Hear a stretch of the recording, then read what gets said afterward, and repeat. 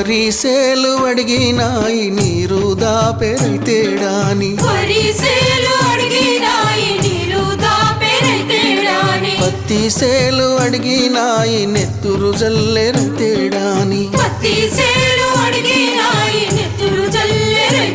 అవి పట్టుకొని ఏడుస్తున్నాయో తుల్లి తుల్లి ఏడుస్తున్నాయో